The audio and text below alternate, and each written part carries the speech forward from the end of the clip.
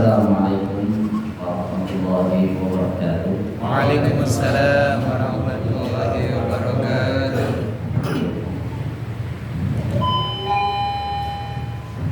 Innal hamdalillah nahmaduhu wa nasta'inuhu wa nastaghfiruh wa na'udzu billahi min shururi anfusina wa sayyiati a'malina.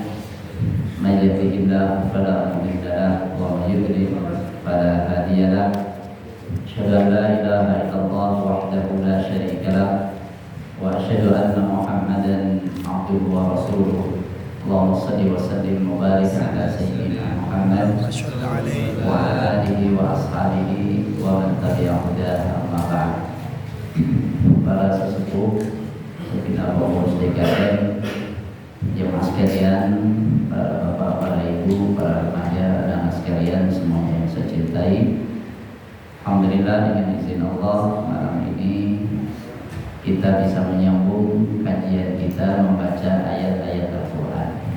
Ya, kedua hari kita sudah baca surat Al-Fatihah, kita baca pula surat Al-Baqarah ayat 1 sampai 5, kemudian ayat 6 sampai 7.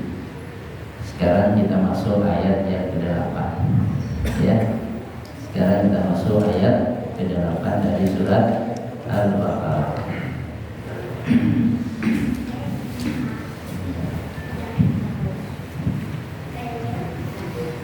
Kita baca terlebih dahulu sebelum nanti kita artikan.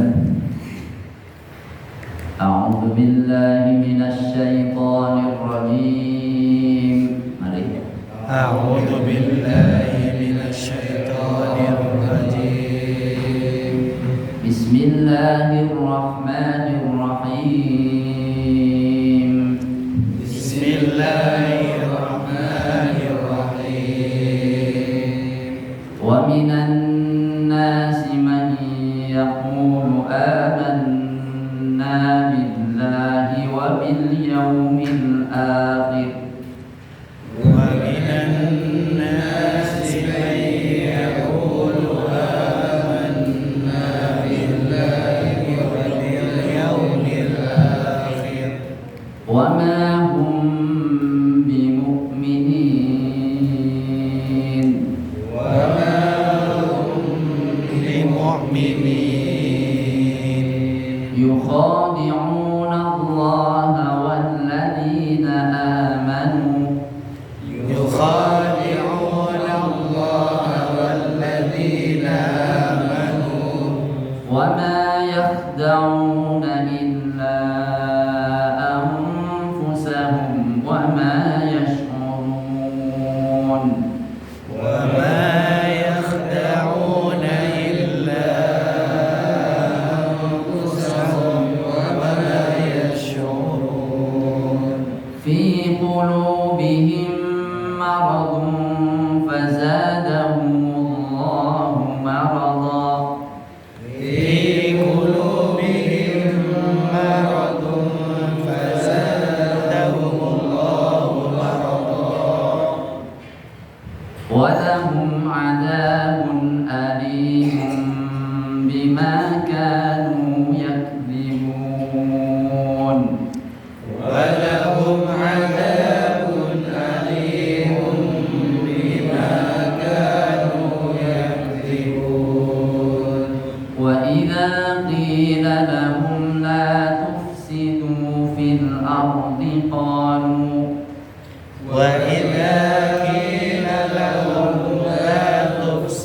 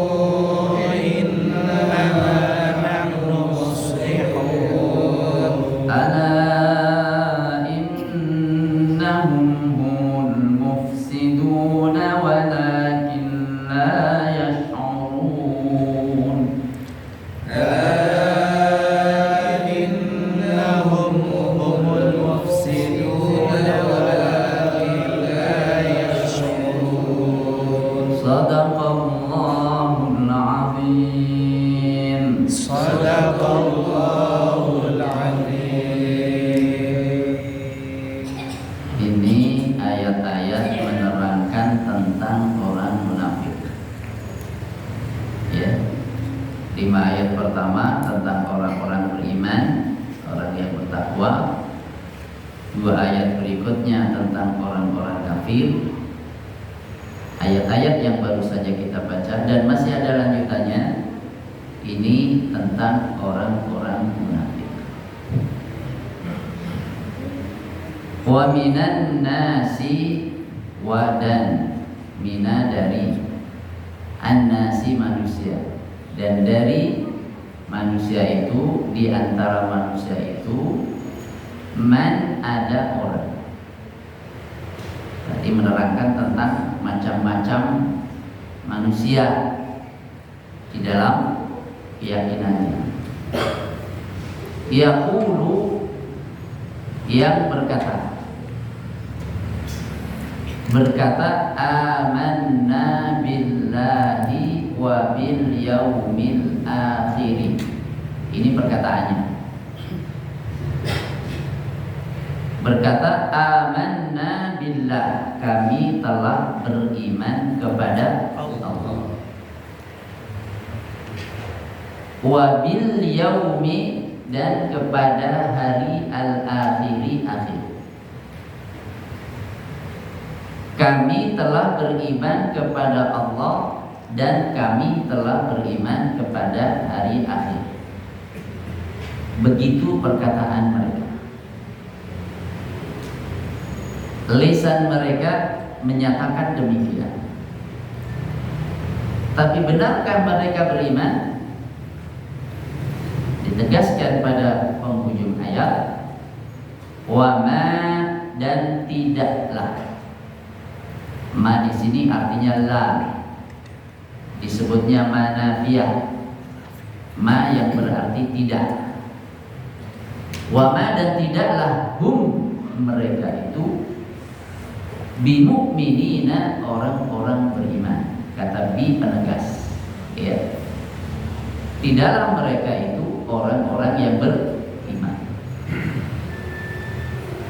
Allah menegaskan bahwa sejatinya mereka itu bukan orang-orang beriman. Walaupun mereka mengatakan dengan lisannya, kami beriman kepada Allah, kami beriman kepada hari akhir. Lisan mereka mengatakan begitu, tapi oleh Al-Quran disebut mereka itu di lisan saja mengatakannya, hatinya tidak meyakini. Nah, ini yang disebut dengan orang munafik. Arti keseluruhan. Dan di antara manusia ada yang berkata, ada orang yang berkata, kami telah beriman kepada Allah dan hari akhir. Padahal mereka bukanlah orang-orang yang beriman. Jamaah sekalian, jadi ada orang yang beriman, yaitu orang yang mengatakan dengan lisannya, mengatakan syahadat, begitu juga meyakini dalam hatinya apa yang diucapkannya itu. Ini yang disebut beriman. Ada orang yang menolak, tidak mau beriman kepada Allah, tidak mau beriman kepada Nabi Muhammad, tidak mau menyatakan kedua kalimat syahadat. Lisannya tidak mau mengatakan iman, hatinya juga memang tidak beriman. Ini namanya kafir lahir batin. Kalau yang pertama, mukmin lahir batin. Jelas ya? Jenis kelaminnya genap. Iki lho wong mukmin, yo atine iman, yo lisane ngomong iman. Iki lho wong kafir, yo atine memang kafir, ucapannya ya memang nyong ora beriman. Gitu. Genah ngadepi wong kayak gini. Ya, ini orang beriman, ini yang tidak beriman. Lah kalau orang munafik itu lisannya mengatakan iman, hatinya kafir. Berarti imannya di zahir, kafirnya di batin. Batinnya kafir, zahirnya mukmin. Bingungin enggak kayak gini? Hah? Sing menang imannya apa kafirnya kayak gini? Ya. Sejatinya sebenarnya orang munafik itu adalah orang kafir. Orang munafik itu sebenarnya orang kafir, cuma tidak berani terus terang dengan kekafirannya. Karena berada di tengah orang-orang beriman yang kalau dia menyatakan kekafirannya nanti mungkin kepentingannya merasa terganggu, kepentingannya nanti tidak diperoleh sebagaimana yang mereka harapkan, maka pura-pura iman. Ini disebut munafik. Jadi sejatinya orang munafik itu adalah orang kafir. Kedua, orang munafik itu orang penakut, pengecut. Karena penakut, karena pengecut, maka tidak berani berterus terang dengan kekafirannya. Jadi orang munafik itu ciri utamanya ada dua. Yang pertama cirinya adalah kafir, itulah hakikatnya. Yang kedua cirinya adalah penakut. Karena penakut maka tidak berani mengatakan kekafirannya, pura-pura Islam. Maka ciri yang ketiga, karena dia penakut maka dia berpura-pura. Orang mengatakan oportunis. Kalau opor ayam enak. Kalau oportunis itu munafik. Nauzubillah min dzalik. Jelas ya? Jadi orang munafik itu sebenarnya orang kafir atau orang mukmin? Kafir. Orang kafir. Tapi karena dia menyatakan syahadat, kalau orang menyatakan syahadat, kita perlakukan sebagai orang kafir atau sebagai orang mukmin? Sebagai mukmin. Melu nang masjid, kira-kira diperlakukan orang kafir apa diperlakukan orang mukmin? Orang mukmin. Walaupun di dalam hatinya dia kafir. Urusan dalam hati bukan urusan kita, itu urusan yang bersangkutan nanti dengan Allah Subhanahu wa taala. Ngerti nggih? Jadi pokoknya kalau orang menyatakan keislamannya dengan lisan, kita anggap dia adalah sebagai mukmin. Ada hak sesama mukmin kita jaga. Adapun dalam hatinya sebenarnya dia kafir, nanti urusan dia dengan Allah Subhanahu wa taala. Di dunia kita perlakukan sebagai orang mukmin pada umumnya. Ini arti dari ayat ke-8. Yukhadi'una Allah, yukhadi'una, mereka ingin menipu. Menipu siapa? Allah. Bisa nggak nipu Allah?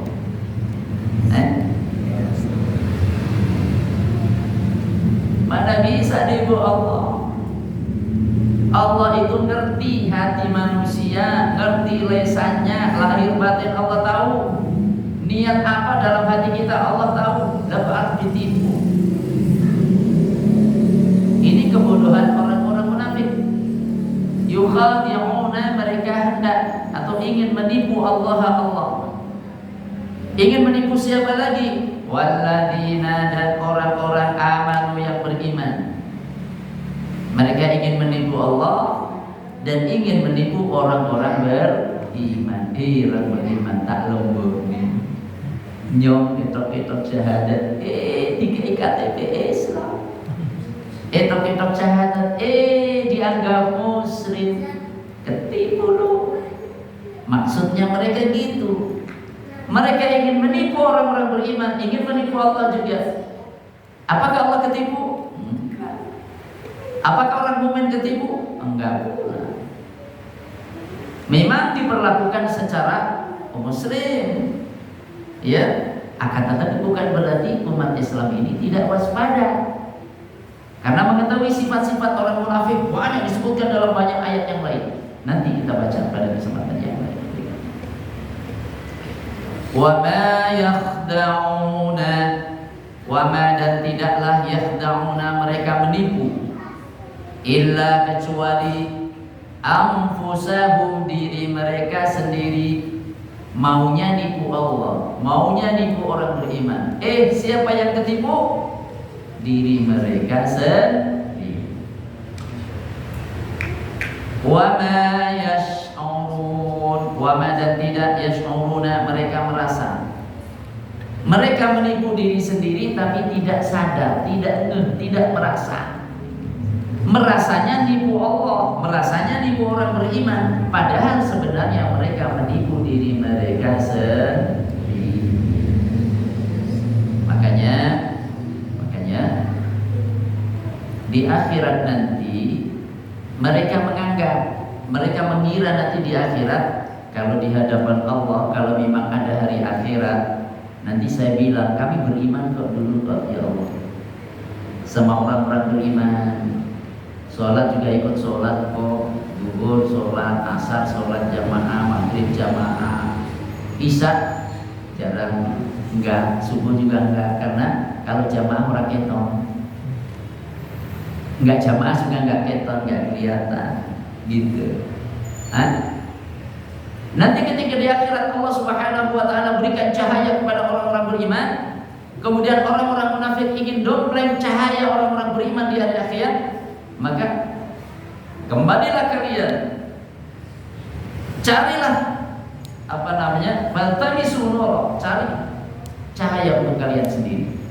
Waktu riba bainahum bisul, tutup antara orang beriman, dipisahkan dengan orang-orang munafik. Di dunia dianggap sebagai mukmin, padahal sejatinya kan kafir. Dengan begitu mereka menganggap telah menipu, padahal sebenarnya mereka telah tertipu sendiri. Dikira kalau diperlakukan sebagai mukmin, nanti di akhirat juga diperlakukan sebagai mukmin macam itu. Padahal ternyata di akhirat hisabnya beda. Orang beriman udkhulul jannah, masuk ke dalam surga, sedangkan orang-orang munafik fid darkil asfali minan nar, di tingkatan paling rendah dari api neraka. Dikira kayak di dunia dulu dianggap mukmin. Enggak. Inilah ketertipuan mereka. Mereka menipu diri mereka sendiri. Jemaah sekalian, di kalangan kaum muslimin mulai ada orang munafik itu kapan? Kan Nabi Muhammad, ini kita bicara di sejarah Nabi ya. Nabi Muhammad SAW berdakwah berapa tahun? 23 tahun. Jadi dakwah Nabi selama jadi Nabi, selama jadi Rasul itu 23 tahun. Beliau umur 40 tahun mendapat wahyu yang pertama, menjadi Nabi. Kemudian menjadi Rasul, mendapat wahyu dari Allah Subhanahu wa taala, ayat-ayat Al-Qur'an. Umur 40 tahun. Setelah umur 40 tahun beliau berdakwah, kemudian beliau wafat umur 63.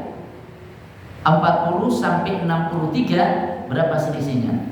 23 tahun itulah usia dakwah Nabi. Jadi Nabi berdakwah selama 23 tahun. 23 tahun ini dibagi 2. 23 dibagi 2 berapa? 12 tahun. Hasilnya nggak harus sama. Yang 13 tahun di Mekah, yang 10 tahun di Madinah. Jadi 23 dibagi 2 sama dengan 13 dan 10. Gak pakai matematika yang itu dibagi sama 2 enggak. Jadi 13 tahun pertama Nabi dakwah di Mekah. Dakwah di Mekah. Setelah itu hijrah. Nah kan kita mendengar kata hijrah kan? Ada muhajirin, ada ansar. Itu artinya Nabi pindah ke Madinah, meninggalkan Mekah. Setelah pindah di Madinah, di sana 10 tahun menyampaikan dakwah, baru setelah itu dipanggil ya untuk wonten asanipun Allah alias wafat. 13 tahun di Mekah, 10 tahun di Madinah. Terus selama 13 tahun di Mekah ini belum ada orang munafik. Gak ada, satupun gak ada. Gak ada orang yang pura-pura masuk Islam, gak ada. Kenapa sebabnya? kafir semua. Karena umat Islam waktu itu masih tertindas. Umat Islam waktu itu masih tertindas. Kalau ada orang mengatakan syahadat asyhadu an la ilaha illallah wa asyhadu anna muhammadar rasulullah, Umar kok tahu? Umar waktu belum masuk Islam, ya, tahu. Oh, si fulan murtad ya, murtad bilangnya. Soba fulan, parahnya sama Umar, tempeleng itu sama Umar. Lah kok ada pura-pura masuk Islam jalur ditempelengnya apa? Hah? Itu namanya legan golek ngomongan. Jadi kalau orang masuk Islam digebukin tuh Umar atau ada orang kafir lainnya. Jadi orang gak mau pura-pura masuk Islam, sebab kalau orang masuk Islam bonyok. Nah, ngapain kita bonyok? Ya, padahal nantinya gak beriman. Maka gak ada yang pura-pura masuk Islam.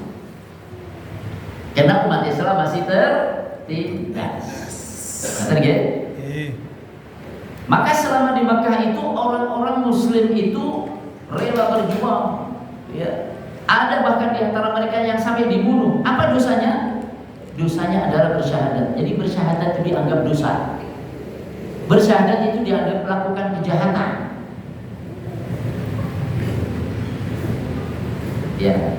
Jadi selama di Makkah 13 tahun tidak ada orang munafik karena kaum muslimin masa tertindas, sehingga nggak ada orang yang tertarik untuk pura-pura masuk Islam.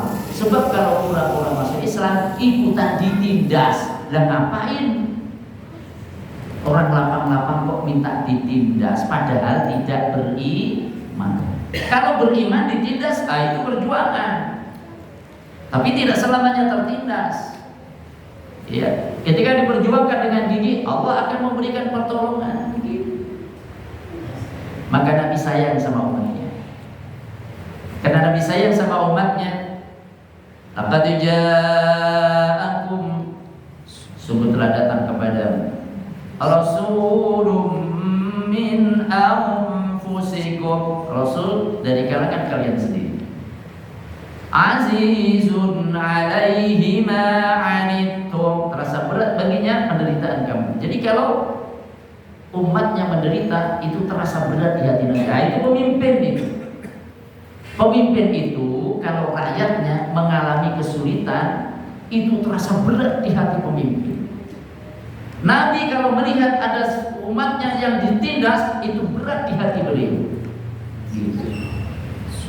Tapi kalau rakyatnya susah di segala macam, ya yang penting saya tidak susah. Itu bukan pemimpin yang bagus. Pemimpin yang bagus itu dicontohkan Nabi kita Muhammad sallallahu alaihi wasallam. Jadi maka Rasul perintahkan para sahabat hijrah ke Madinah, menyelamatkan diri supaya aman, tidak ditindas lagi. Suruh hijrah ke Madinah. Ya. Supaya tidak dipaksa untuk kafir kembali di Mekah. Ayo hijrah ke Madinah. Dan di Madinah sudah ada orang-orang Islam penduduk asli Madinah yang siap untuk membela. Para sahabat kemudian hijrah.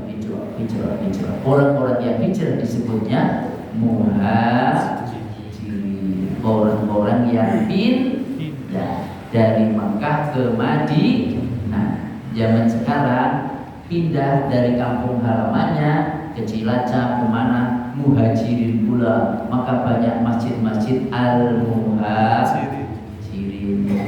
Tetangga kita jadi agak masjid al-muhajirin. Ada berapa masjid al-muhajirin? Orang itu bukan hanya di sini, Jakarta, di Bekasi, al-muhajirin. Karena saking banyaknya al-muhajirin, ada tambah lagi Kausarul muhajirin. Gitu. Jadi telaga Kausarnya orang-orang muhajirin. Kebetulan saya isi rutin tiap bulan di sana. Kausarul muhajirin. Masya Allah. Jadi Nabi nyuruh para sahabat hijrah ke Madinah. Nabi SAW sendiri setelah memastikan para sahabat ini pada hijrah, maka beliau pun berhijrah ke Madinah setelah diizinkan oleh Allah Subhanahu wa Ta'ala. Sejak saat itu maka mulailah periode Madinah. Apakah di periode Madinah langsung umat Islam mendapatkan kekuatan? Belum. Tapi tapi sudah punya negara, namanya negara Madinah. Negara itu kan pertama ada aturannya, undang-undang, ada waktu itu konstitusinya, diteken antara Nabi, kemudian orang-orang Yahudi, kemudian orang-orang yang belum masuk Islam, yang ada di sekitar Madinah ikut hidup rukun bersama di sana. Penduduknya siapa? Kaum muslimin, muhajirin, ansar, dan ada komponen masyarakat lainnya dari Yahudi, Bani Qainuqa, Bani Nadir, Bani Quraidah, dan sebagian kaum musyrikin dari Arab. Batas wilayahnya mana? Ada wilayah Madinah. Jadi untuk disebut negara itu sudah memenuhi negara modern sekarang. Konstitusinya ada, pemerintahnya ada, Nabi sebagai kepala negara waktu itu. Rakyatnya ada, wilayahnya ada. Pengakuan dari yang lain, ini nanti menyusul. Kemudian terjadilah pada tahun kedua, tahun berapa? Tahun kedua setelah hijrah. Tahun kedua setelah hijrah terjadi perang yang disebut dengan Perang Badar. Disebut apa? Kita pernah mendengar sholawat Badar? Sholawat Badar itu apa isinya? Ya, kan menunjukkan kemuliaan orang-orang yang ikut serta dalam perang Badar. Di ahlil badriyah Allah, orang-orang yang ikut berserta dalam perang Badar itu orang-orang dunia. Perang Badar itu antara siapa?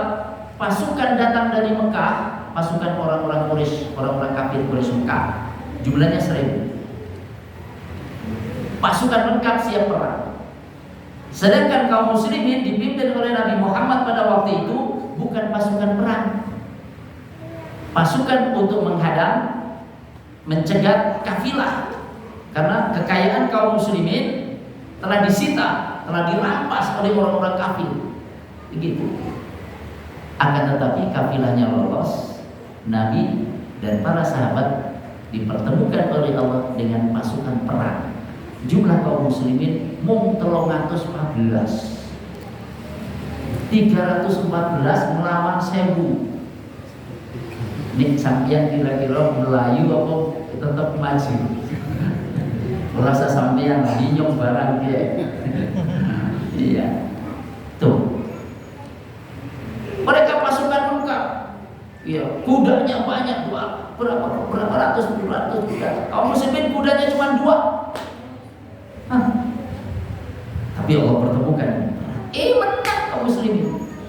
314 melawan 1000, Allah berikan kemenangan. Yaumal furqani yaumal taqal jam'an. Pada hari pembeda di mana 2 pasukan itu bertemu, Allah berikan kemenangan. Banyak di antara pasukan Quraisy yang tewas. Mereka lari tunggang langgang, 70 di antara mereka tewas, 70 lainnya kemudian ditawan. Itulah kemenangan pertama kaum muslimin di Madinah di bawah kepemimpinan Rasulullah sallallahu alaihi wasallam. Mulai saat itulah berubah dari masa lemah menjadi masa kuat.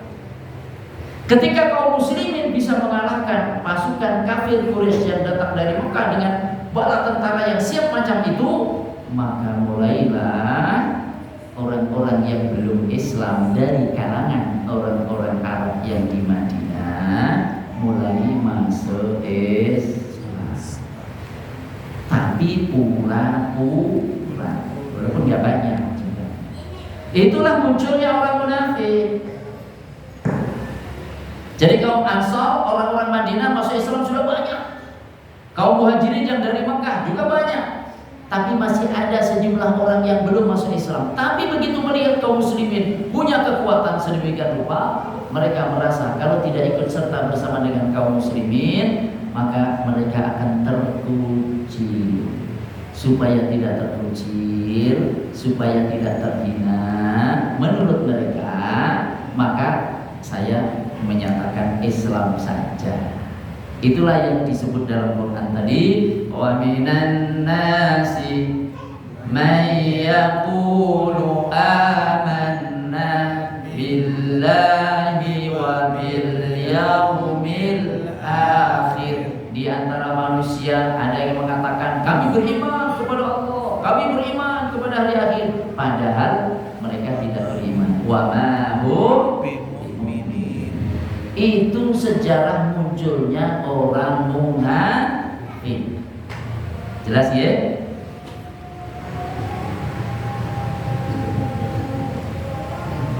Adzan apa? Adzan. Alhamdulillah masih sehat, masuk waktu isya. Tapi kan udah kelar kok tadi kita bahasanya. Ya, dapat 2 ayat. Lanjut sampai 13. Lanjut. Fi qulubihim maradun. Fi qulubihim, di hati mereka orang-orang munafik itu maradun, ada penyakit. Penyakit apa? Penyakit keraguan-raguan. Penyakit kerancuan. Disebut penyakit hati itu ada 2 secara garis besar. Bukan liver, itu divisi hati rohani maksudnya ada 2. Ya. Pertama disebut penyakit syubhat, yang kedua penyakit syahwat. Penyakit syubhat ini kerancuan, keraguan, ini masuk syubhat. Penyakit syahwat itu artinya apa? Ada kesombongan, suka berbuat maksiat, itu syahwat, penyakit syahwat, penyakit syahwat. Fi qulubihim marad, di hati mereka ada penyakit, yaitu penyakit keraguan. Mereka tidak beriman, hatinya tidak beriman. Fazadahumullahu marad. Fazadahum, maka Allah menambah kepada mereka, Allah menambah apa? Maradun, sakit. Di dalam hati mereka ada penyakit, Allah tambah penyakitnya itu. Ada keraguan di hati mereka, Allah tambah lagi keraguannya. Ada kekufuran di hati mereka, Allah tambah lagi kekufurannya. Pelajaran yang bisa kita ambil dari ayat ini adalah bahwa dosa itu akan mendatangkan dosa yang lain. Sebagaimana ketaatan akan mendatangkan ketaatan berikutnya. Maka kalau orang berbuat dosa tidak segera bertobat, dosa ini nanti akan memunculkan, melahirkan dosa-dosa baru, beranak pinak dosa-dosa baru berikutnya. Orang ragu-ragu, orang kufur, kekufuran ini kalau tidak dihentikan dengan iman, dengan taubat, maka akan melahirkan kekufuran baru. Sebagaimana kalau orang berbuat amal saleh ini akan melahirkan amal saleh berikutnya. Orang minum yang bikin mabuk, itu kan maksiat. Setelah mabuk, caci maki orang, dosa enggak? Habis caci maki orang, mukulin orang, dosa lagi enggak? Dosa. Habis itu lagi berbuat jahat kepada istri orang, dosa lagi enggak? Suaminya datang bunuh orang, dosa lagi. Gara-gara maksiat berupa mabuk. Jadi perbuatan maksiat akan melahirkan kemaksiatan baru berikutnya. Maka stop kemaksiatan itu dengan cara apa? Taubat, cabut dari akar-akarnya, itulah taubat. Begitu juga amal soleh mendatangkan amal soleh berikutnya. Datang ke masjid, ketemu teman, iya kita ini saling menguatkan, tambah semangat. Dapat pengajian, alhamdulillah. Ada pengumuman ini dan itu, peluang kebaikan berikutnya, masya Allah. Walahum adzabun alimun bima kanu yakdzibun. Walahum, dan untuk mereka adzabun, siksa, alimun yang pedih, menyakitkan. Ya, bima kanu yakdzibun, bima disebabkan apa? Kanu yang adalah mereka yakdzibuna, berdusta, disebabkan mereka berdusta.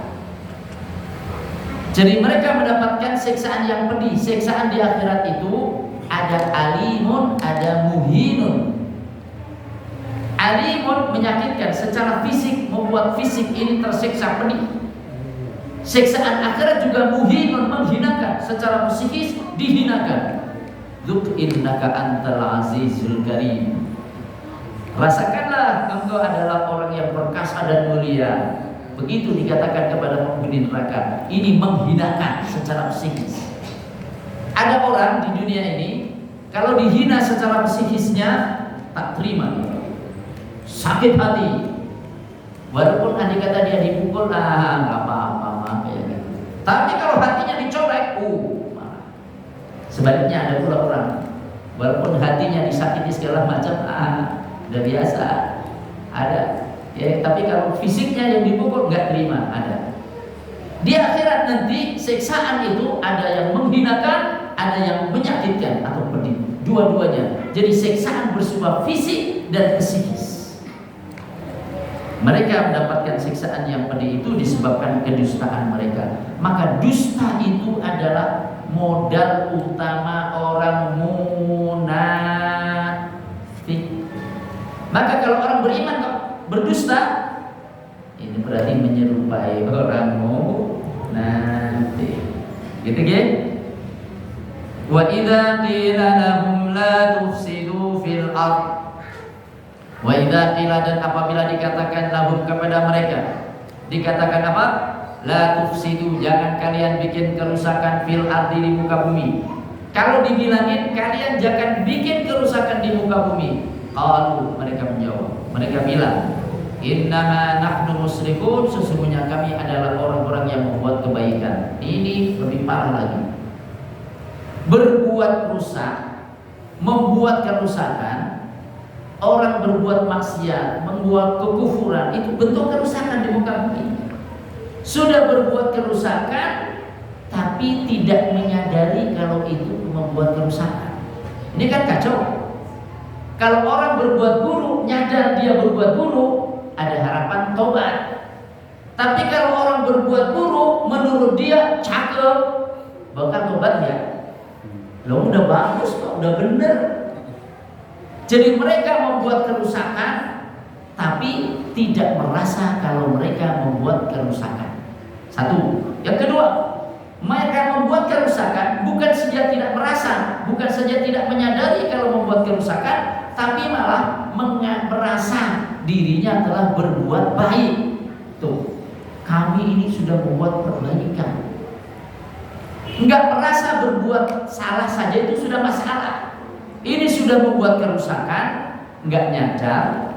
Kemudian yang kedua, menganggap dirinya justru telah membuat perbaikan. Wah, perbaikannya adalah kerusakan itu sendiri. Na'udzubillah min dzalik. Ala innahum humul mufsidun.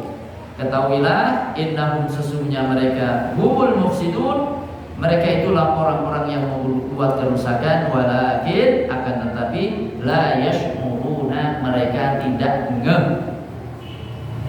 Di situ terjemahnya apa?